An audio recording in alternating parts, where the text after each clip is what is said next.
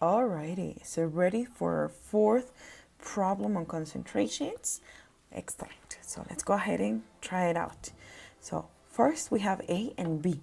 Okay, so that means there is an extra step that we need. All right, so A, let's go ahead and start with A. Okay, so how many grams of ethanol would you need to make a 1.2 molal solution using 20 grams of sucrose? Okay, so let's go ahead and extract that information we need. So we need to know what is the solute here. Okay, we need to know what is the solution about.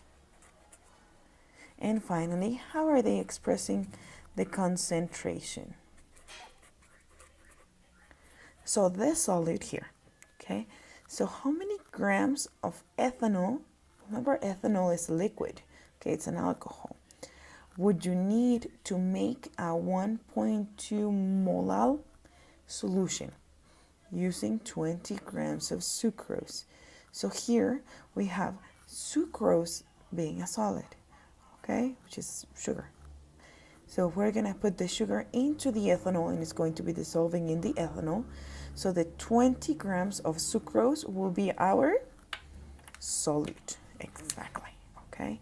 So solute is going to be 20 grams of sucrose.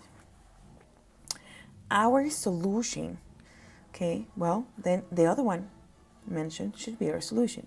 If it's not sucrose, then it is ethanol.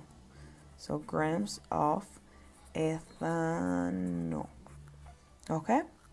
Finally, the concentration. How are they expressing the concentration? Remember this little m is molal.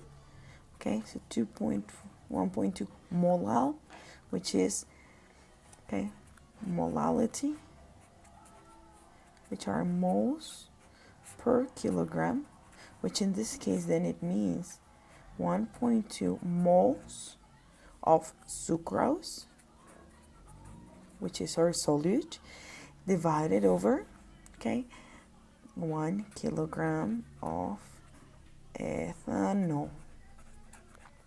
All right, so we have this. Perfect.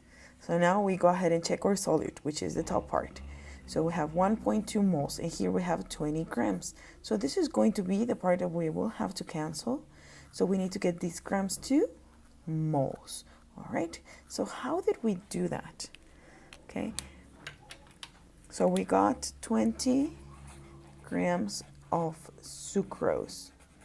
Remember, the connection between grams and moles is always the molar mass. So, okay, 1 mole of sucrose, okay, weighs about 342 grams. Okay, so here you get the formula for sucrose, how many carbons, hydrogens, and oxygens. You get the weight from the periodic table, okay, and you add them up and you get 342, okay. So you get moles of sucrose, so that is going to be cool now. So 20 over 342, which is going to be 0.058 moles of sucrose. Okay, so this is the same as.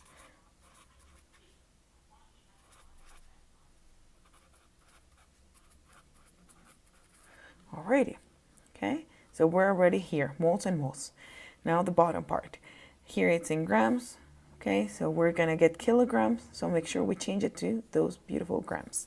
Okay, so let's go ahead and set our problem up, okay? So we have 0.058 moles of sucrose, okay? So where do we place the sucrose? Here, moles of sucrose should be on the bottom, so that we can cancel them out. You have 1 kilogram of ethanol. So are they asking kilograms?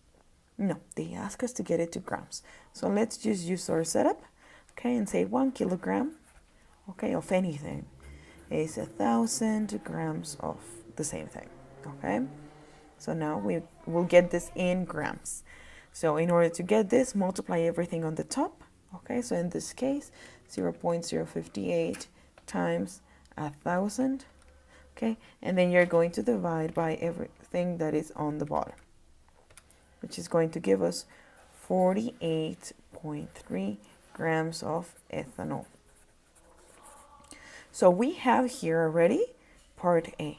Okay, so the answer to this is going to be 48.3 grams of ethanol.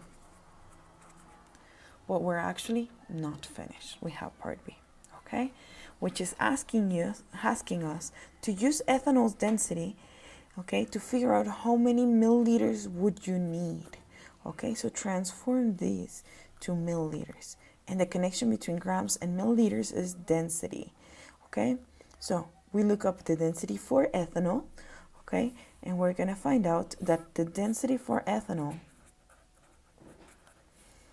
is that you have 0.89 grams for every 1 milliliter of ethanol. Okay, so then we use this to cancel the grams. So let's go ahead and use the top.